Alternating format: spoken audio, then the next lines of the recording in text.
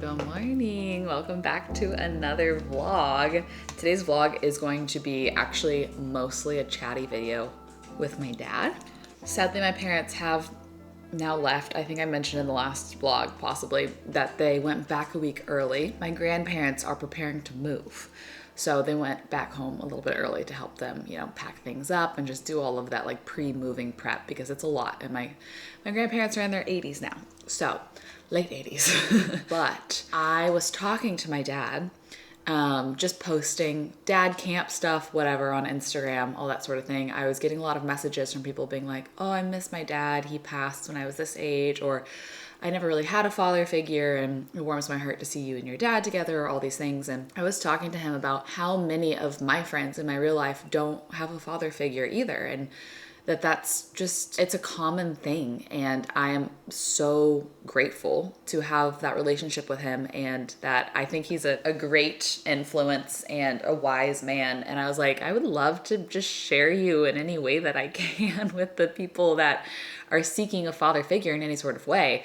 And he was like, I'd be down for that. And I told him, I said, I think something that'd be really impactful is if you were able to give advice to yourself at the age I am. Because if there's anything that you can look back on now with clarity in your life, now that you're double my age, and can give that wisdom to people that are more in my age group, I think that that's really beneficial and impactful and meaningful and valuable. And he was like, okay, I'll be thinking on that. I'll think of some things. This sweet man, he wrote a list.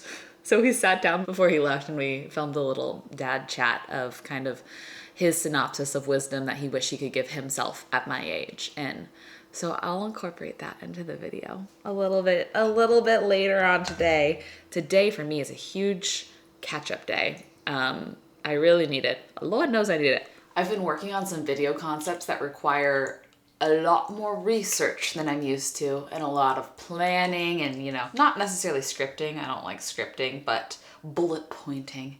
And so there's a concept I'm filming on Friday that I really need to just like sit down, honestly, for a few hours and finish all my research and gather all my thoughts. So I think I want to do a little coffee shop work situation to try to get that video ready for Friday to film. I'm so excited for it. It's the next Michel Investigates. I hope you guys like it. But also, I would love to get my nails done today. I have officially lasted another month. I think this is what I will just be doing from now on, is just like a kind of natural French tip gel X situation, because they literally last through anything until they're just so grown out. So because of that, only going once a month is saving me some dollar bills. I've also been in the routine of painting my toenails the morning before I go get my fingers done, because then if I do a bad job, because I'm not a very good painter, and I get polish all over my hands, it's fine because I will have it removed. When I paint my toes, I use this polish system. This is something my mom got me on. It's called Dazzle Dry. It's like a 4-step thing, but it dries really fast and it lasts really long too. It's not as long lasting as gel, but you don't have to like have a lamp or anything. So that's typically what I do. So today, I think I'm gonna spend a lot of it out of the house, just trying to get some work done. Somebody's here at Jordy's studio and I don't know what they're doing. I don't know if they're recording or just a man knocked at the door and I said, Jordy, there's a guy here. Is this too intense of a color? It's pretty intense.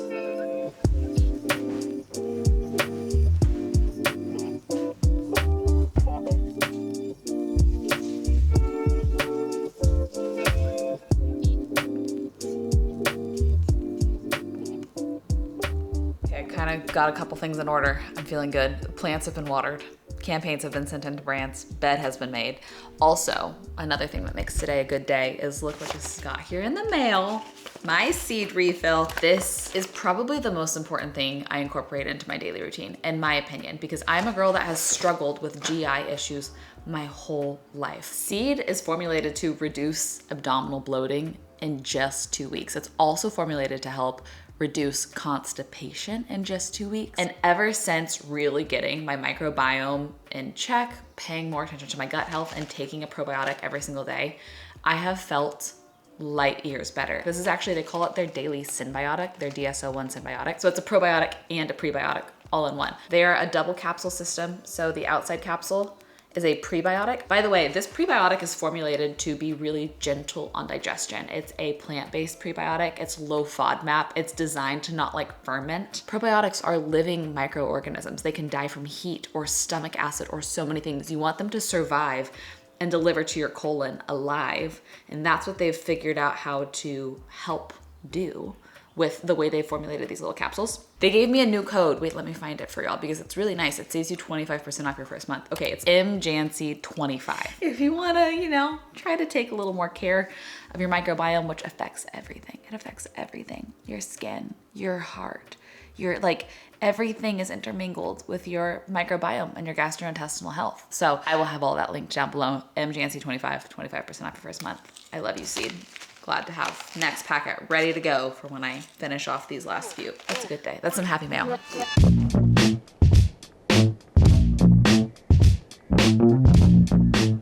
I already told them kind of our thoughts about this, but you took this assignment very seriously and you wrote down some things. Because I'm incapable of remembering half the stuff without it. So I know that you've gone through so many different seasons of your life and figuring things out. And so I'm curious what you ended up deciding were the top things you wish you could tell 25 to 30-year-old you looking back at yourself. Okay, and I'm going to preface this by saying I don't have everything figured out. Nobody does. Yeah, and I keep learning, and I'll fall flat probably all the time on my face on some of these things, but anyway, what I've done is I've written down actually 8 different things of what I would probably recommend anyone in their mid-20s to kind of focus on for in my opinion, a happier, healthier, more productive life. Something that at the end of the day, you're excited about. Totally. And I also think something that's interesting about your perspective is obviously you are a white male living in America, very privileged in a lot of ways, but also you had a lot of experiences in your lifetime, including a pretty tragic accident to where they did not think you would live. Right. And I feel like going through something like that totally reframes your perspective on a lot of things of what's actually important about life. And so I feel like that's a really valuable perspective that you can bring to the table that not a lot of people have gone through in their lifetime, truly nearing death and surviving through it and almost getting a second chance at life in a lot of ways. So number 1 on my list is life is about attitude. You can look at life as you've all heard this saying, the glass is half full or glass is half empty. And I think there is a lot of wisdom in that kind of cliche saying that so many people have, but a lot of times we will focus on the minute things and let it ruin our days. I mean, for instance, sitting in a traffic jam, or a lot of times, I'm sure you play this game too, you're at the grocery store picking the shortest checkout line. Yeah. And you pick the one that goes longer. You're like, and they have to do 3 price checks, and the person, the credit card doesn't go through, and yada yada yada. Easy to get flustered, and it's not a big deal. Oh yeah, for sure. Or sitting at a restaurant and the waiter takes 10 minutes to even bring you water. And those stupid little things, can really irritate you, but you're ruining your own day. You are. Yeah. And there's nothing you can do about it. Yeah, 100%. And the other day I made a wrong turn, ended up sitting in this traffic jam. It probably added another 15 minutes to my trip. And I was thinking to myself, okay, well, car's nice and comfortable. The AC's blowing on you. Good music. And you can listen to some good music and just enjoy it. Yeah. But it's hard to do all the time. It is hard to do, but that's good perspective. Number 2 is enjoy the journey. And this is similar to kind of how your perspective on life. Not wanting to grow up so fast to get to the next step, So guilty of that. Yeah. I'm so guilty of that. You are. Yeah, I'm always thinking like right now I'm stressing about when I'm 45. Right. And I ruin my now. And I'm not even guaranteed to live to 45. Exactly. Yeah, I hate that I do that. That's one of my biggest character flaws, I think. And I remember back in my 20s thinking, oh, when I get this next promotion, I get this next raise, then it's all going to be easy. We just have to put everything in perspective, enjoy the journey, and don't think that once you get to this goal, life is going to be magical. And one of the things that you had mentioned earlier was the accident that I had. And when you were, I think, 4 years old, I was involved in a rollover accident in Mexico and ejected from a car. Broke his C2 vertebra. They literally told you if you lived, you probably wouldn't walk. Exactly. But that's like, let's hope he lives and is paralyzed because that's the best case scenario right now. Yeah, exactly. So I remember getting out of the hospital, coming home, seeing Michel and her younger sister Jacqueline, and just broke down in tears because it made me realize, dang, these are the most important things in my life right now, and I'm so grateful to be able to live and to be able to raise them and hopefully do a good job of it. So it just put everything in perspective. It just made me appreciate what I had. And maybe not stress out as much about, once again, the smaller things in life. Right. But yeah, I mean, it was one of the two biggest things in my life as far as my faith is concerned, and just how I look at life. So anyway, going down the list, number 3, relationships. Investing in relationships, and relationships just don't happen without concerted effort on your part. Like you have to initiate. Exactly, and I've been kind of weird lately in that I have really been reaching out to a lot of old high school friends. That's and things. not weird. That's cute. And it has been so neat, and people really react so positively towards that invitation to get back together with them, and it just makes life so much more fun. I hear that a lot in motherhood.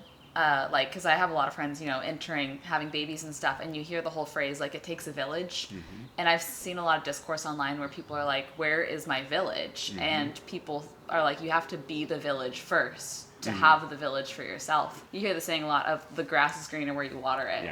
You hear that a lot in, like, infidelity, of when people think the grass is greener on the other side, but they're going to have the same issues there because the grass invest in the relationships you have, and the grass is greener. Exactly, and along the same lines, too, is serving others. Your mom especially is so great about, she sees a need with someone in our community, and she is always reaching out to people, taking them dinners and whatever, taking them on errands and just giving them a phone call or whatever. Working with the foster system, so many things. Yeah, and I think when you do that, you also feel such self-gratification in doing that. Yeah. So you're helping someone, and in the process, you're helping yourself. Yeah. Which is, it's crazy, but it seems to work out that way. Best way to make your day a little better is to do something not for yourself, which sounds so counterintuitive. Yeah, it does. Okay, next. Don't marry someone who you think is going to be a project and you can fix. We actually have a good friend who married a guy, a great guy, but he had some substance problems, his abuse problems, his family, I think, had those same problems. And after about 20 years, it just got to be so bad that they had to part ways. She thought she could change it. She thought she could change him, and that ended up not being the case at all. Try, in your marriage, once you do get married, try to find common interest. I think it is so important. Like your mom and I, we love playing tennis together. We love biking together. We love hiking together and things like that. Because I think marriages really struggle when you start pursuing your own interests and you end up not really having a whole lot in common with each other. And you don't experience the fun things together. You know what? I like hearing that perspective from someone that's been married for, 40 years almost? Almost 40 years, yeah. Because I feel like in our generation, once you start doing things similar to your partner, I've been shit on for literally enjoying musical things with Jordy or whatever, because people are like, don't morph into your partner, do your own things, that's his thing. But you hear that through every couple, every hobby, whatever it might be, and it's like to reframe it and know that on the other side, 40 years down the line, finding ways to enjoy each other's interests is actually beneficial, and that makes me feel better, because I get comments like that all the time. If Jordy does anything with me, or if I do anything with Jordy, people are like, Well, to me, marriage should be enjoying life together. Y'all Yeah. are partners. Yeah. Partners on all areas. And that's of way life. more important than how you're perceived. Oh, yeah, big time. Which is so funny that like I forget that sometimes. Big time. Big time. Yeah. All right, next point. Okay. Don't think that having kids will help a marriage that is currently are struggling with. I got to tell you that you and Jacqueline were the biggest gifts in our life, but it was the biggest life adjustment. I mean, I was a handful. I mean, it was the biggest life. Getting married, it was so easy. The adjustment to having your mom as my wife and Yeah.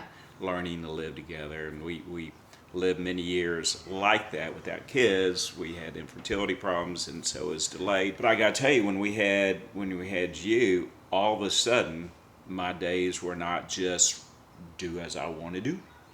And I would go to work and I'd come home and it was kind of like your mom would go, "Here, hi, you can help out now." Yeah. And, Yeah. and I remember it's so funny. I used to do our yard and I would go outside and I would make it all perfect, and she'd look out the window and she'd see me talking with the neighbors and everything and carrying on, and she'd be kind of going, "Wow, you're taking 4 hours to do yard. That should take an hour and a half."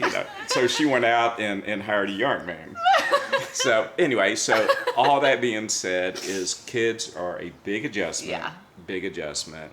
It's the most rewarding thing in life, though. I feel I am so nervous for having kids for that reason, but I do feel like I hear that it's just a magnifying glass on your marriage already. So it's like if something is like a little bit stressful, then or if there's like a little bit of a lack of communication, then that just like really makes it so apparent how.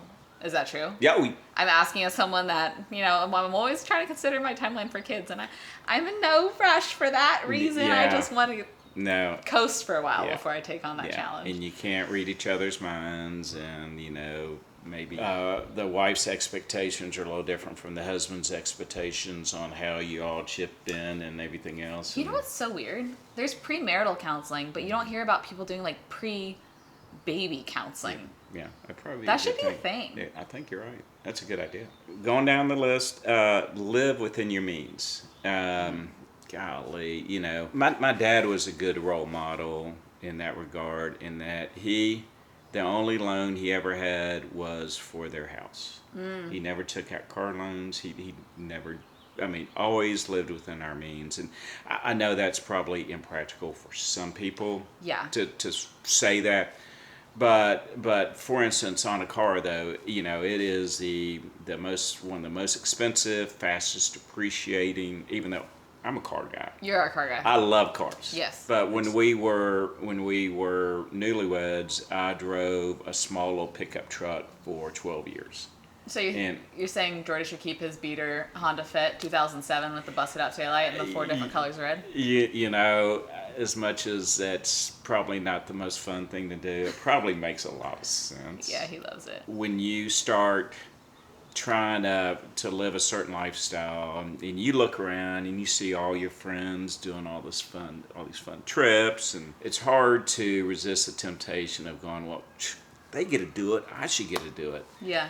And I'm just here to tell you that so many people get in way over their heads, with debt and everything else. So to the extent you can really try to make... For like the frivolous things. Like obviously people might need to put something on a credit card to get through the month. But for sure. Yeah, you're talking about fun things. Yeah. So, just be prudent there. Yeah. Okay. Next is to find hobbies and interest outside of just doing the 9-to-5 routine 5 days a week. Yeah. And it applies to all ages. Even, as I'm nearing retirement age, a lot of people who retire, they end up just sitting on the couch watching TV all day long. Yeah. And they just decline so rapidly. So that is something that will help you enjoy the journey too, is to find something that really excites you outside of work and And ideally, it's something, if you're married, you can include your spouse in. Yeah, I like that. And it doesn't have to be like some of your favorite hobbies are free. Yeah. Playing tennis, going on a walk, bike, whatever. For sure. Yeah. Okay, and then last but not least is, and something else just kind of reminded me too about this kind of offshoot is watch what you feed your mind. You know, if you are always consuming, let's say like news and it's bad news, you know, a lot of times like I travel to Houston every week on a commute. It's about a 4-hour drive. I'll listen to the news, and a lot of times I find myself just kind of almost being depressed or just kind of blah because it's always bad news. And sometimes I go, you know what? You got to turn that off and just listen to some music or change your frame of mind. Also, same thing happens with you know, what you watch on TV or the movies you see. If it's kind of dark stuff with a bunch of bad things happening, you kind of walk out of that movie or whatever kind of feeling blah. All of that even more prevalent in like the TikTok generation is critical content. The way the algorithms work is if you like linger on something and scroll through the comments, and then the algorithm realizes you are interested in that and will feed you more. And if there's ever any like sort of drama happening and it comes across my TikTok and I'm like, oh, this person's in hot water, they're being canceled for something, who is this person, what did they do? And I start reading the comments, and TikTok is like, oh, she wants more of that, and will show me more of like, this person's canceled for this person's in hot water for this, just critical, bad, tearing people down. And then I notice that like gets in my head. Oh yeah. Literally, it makes you miserable to like care about that. Right. Instead of seeing like uplifting people and being like, you go girl, you're crushing this, like congrats on this, you're beautiful, all those types of positive content that you could feed your algorithm. It literally changes the way you think. I know. Final thing I was thinking of that's kind of along the same lines is if you hang out with people who are kind of negative and just kind of everything is wrong, and you leave after spending time with them just kind of going, ugh, you know, life just bites right now. Yeah. But if you are hanging out with some people who are just funny and fun and see the good in everything, you leave that feeling pretty pumped up. It's so true. And so, you know, as adults with our kids and everything, we're always focusing on who are our kids hanging out with. And we need to apply the same standard to ourselves. A lot of times we think we're adults, we can handle it, but we're just as impressionable as our 8-year-old kids are. Wow. That's really good perspective. Anyway, that's about it. Really. Dropping bombs, Dad. Thanks for makes sharing your wisdom. Well, what little there is, but anyway. No, there's a lot. I actually do think it would be interesting down the line. I mean, I feel like you have so much wisdom on business, on finances, and like people I don't think know your story beyond what we just talked about with, you know, your accident, all of that. So I know this is just a tiny little glimpse into the wisdom you could offer, but who knows? Maybe down the line we could dive into some more of it. Okay, sounds good. Everybody tell Papa Janse how awesome he is. No. Anyway, thanks for letting me take up your time. Are you kidding? Thank you for making this vlog interesting and have some bit of value instead of me being like, I tried this skin product and I'm breaking out and I got a latte and look, I found this at the thrift store. You're funny. That's literally my vlog. No, I mean, it's not. All right, love you.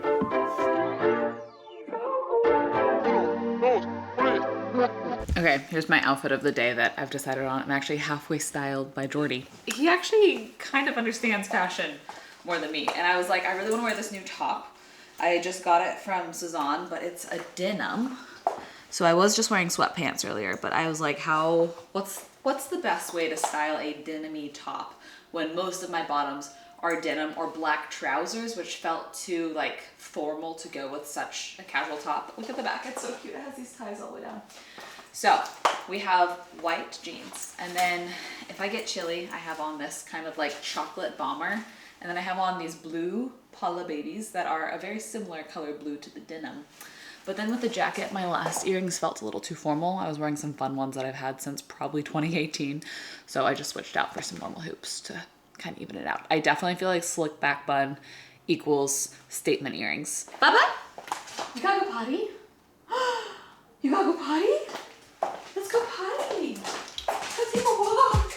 Oh yeah, he's excited.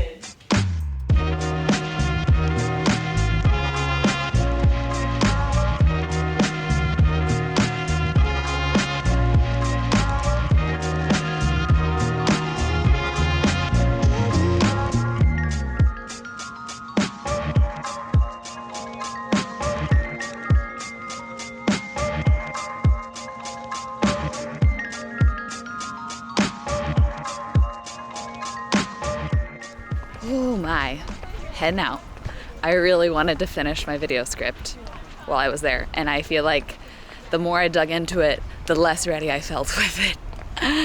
So I'm going to probably need another 4 hours at least of research before I feel done with that one, but it was nice to sit uninterrupted and just like think and read. And I got to meet the sweetest friend. We actually had some mutual friends up in LA because she lives in LA, and I got to hear about her nonprofit that she was driving down here to work on. So that was awesome. I say this a million times and I mean it every time. I love getting to meet online friends in real life. So if you ever see me out and about, please say hi, because it actually like makes my whole week, arguably makes my whole week. I want to get home with enough time to spare to do something physical.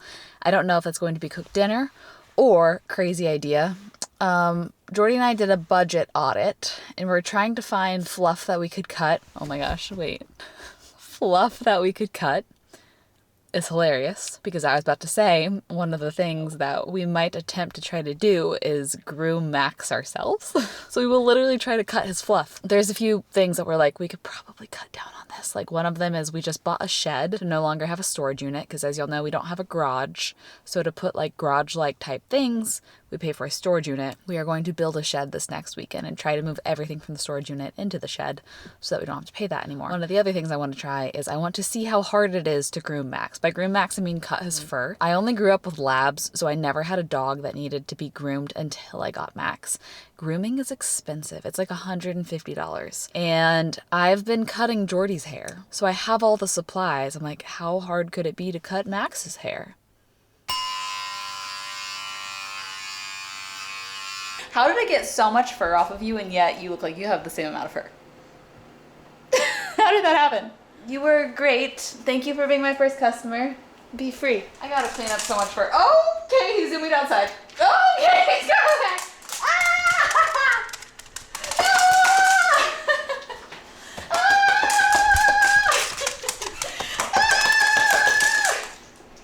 Well, guys, what an eventful day. Thanks for coming along. I am going to do a load of laundry, start uploading this footage, eat some dinner, and then Jordy and I have a work night. It's already 7, so I bet we'll go until 11 or later tonight. So I need to end this vlog here. Thank you again to Seed. I love you so much for just being a continuous, kind partner to me. I will forever scream their love from the rooftops, and I'll have my code down below. Janse25, 25% off your first month. I love you guys. I hope you have the best rest of your day, and I'll see you in another video. Bye.